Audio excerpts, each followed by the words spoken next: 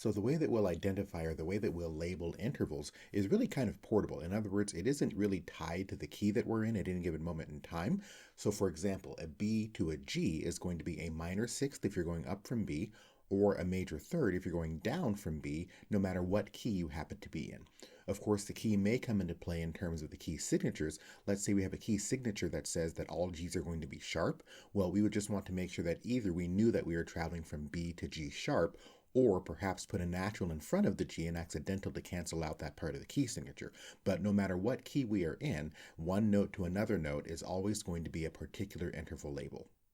With that said, we can use our understanding of keys and intervals and kind of combine those in ways that allow us to identify the role of any particular pitch in a given key. So even though intervals aren't really tied to any particular key, we can still combine our understanding of intervals with our understanding of keys to make better sense of the role of any particular note in any particular key. So for example, if we're presented with the note A flat, and all we are told about the A flat is that it serves as the fourth scale degree or the fa in some key, well, we can identify that key by recognizing the pitch from which A flat is a fourth.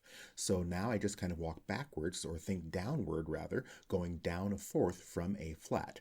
And if I do that, if I go down a perfect fourth from A flat, I land at an E flat. That means we must be in the key of E flat. E flat would be our first scale degree or our do. Or to come at it from the other end, let's say I'm given the note D, and I'm told up front that D is my first scale degree. D is the do of this key, and my task is to find the leading tone, or the T, right? Well, so now I know that the T is the seventh scale degree, so I simply count from D and I go up a seventh, in this case it would be a major seventh, to C sharp. And now I've identified C sharp as my seventh scale degree, or as my leading tone, or as my T. Now this is a great place where interval inversions can actually save us maybe a little bit of time.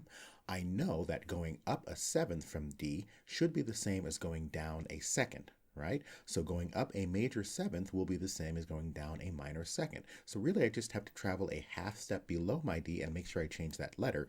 That way I also arrive at the C sharp as being the seventh scale degree, or the T.